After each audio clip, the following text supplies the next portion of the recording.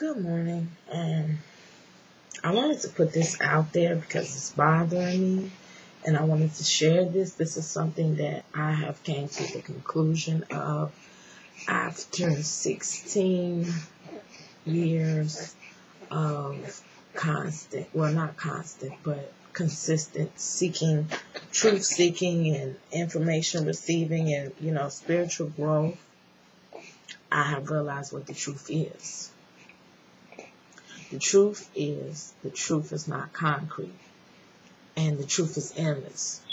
So for the seeker of the truth, you'll never get to a point where that's just it. That's all there is. That's the NB create thing of all things, other than at the end, it's all a dream that God is having, that the mind of God is having, and we are characters in this dream.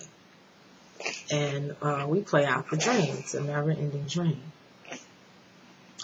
But as far as the information that receives and on different levels of religion and spirituality and science and, magic and occult and all these things that tie into each other, the information is endless. You'll never find the information, and that's just it. The reason I decided to forego Christianity is because I realized that wasn't all the information that I could receive, and I like information. There is unlimited source of understanding the patterns of illusion. Basically, the patterns of illusion is the way the information of truth plays out itself into materializing. And I guess we as human beings seek that just to have a better understanding of ourselves. At the end of the day, we want to understand who we are and why we are and where we come from and where we're going, to make the journey a little bit more comfortable. And that way we can focus on the pleasurable part of the journey instead of focusing on the fear of the unknown, because we don't know where we're going next. We don't know what we're doing. So we do seek to have an understanding of these things so we can sit back and relax and, play in it. Play in the journey of the process and not worry so much and not be so full of fear and anxiety and feeling the need to control every situation or feeling so out of control. I guess that's the same thing that people do when they, trust God to take care of the situation.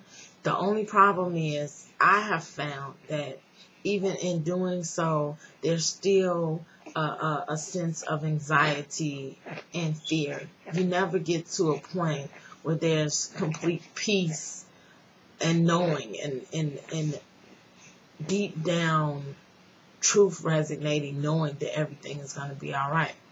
When I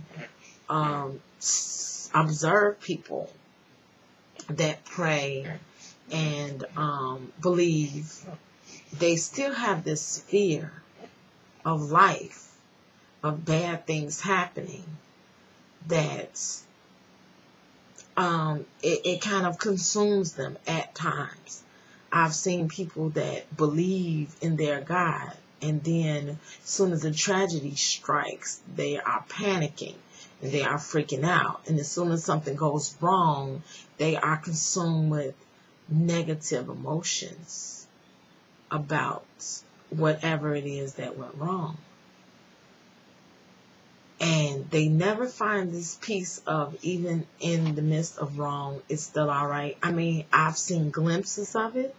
I've seen glimpses of this piece at funerals when, preachers say everything's going to be all right. When you finish praying and you feel better, knowing that everything's going to be all right. But, it's this temporary thing. It goes from situation to situation, because when you pray about that particular situation, and another situation pops up, here comes the fear and anxiety again, and then you have to pray yourself calm about that situation. I wanted to get out of that pattern because it was very much an emotional roller coaster of fear, anxiety, calmness. Fear, anxiety, calmness, happiness. Fear, anxiety, calmness, joy. Not even happiness, because I think happiness is rooted in contentment. Fear, calmness, joy. Fear, calmness, joy. Struggle, fear, anxiety, calmness, joy. And I think truth seekers go beyond that because they end up finding out the things that they want to know, the questions that they need answered. I've said it before, I think that 9 times out of 10, if you find the answer to a question that you had, that it'll probably leave you with more questions. For years, I prayed for a teacher, somebody to come in and teach me the mysteries of the universe. And I have to this day not received a teacher in the physical sense of a man or a woman coming to me and sitting me down and allowing me to sit them at my feet. But yet I received the teacher as far as everything around me became my teacher. Life's lessons, symbols, signs, conversations, thoughts, dreams, revelations, interactions, observations, reading, writing, watching. Everything can be a teacher for the universal student of life.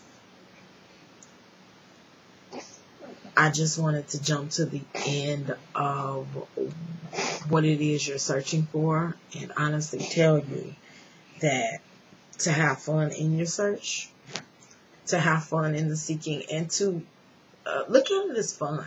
Don't take yourself too seriously. It's just having fun with the patterns of illusion. All right. This is Deborah.7 and I'm out.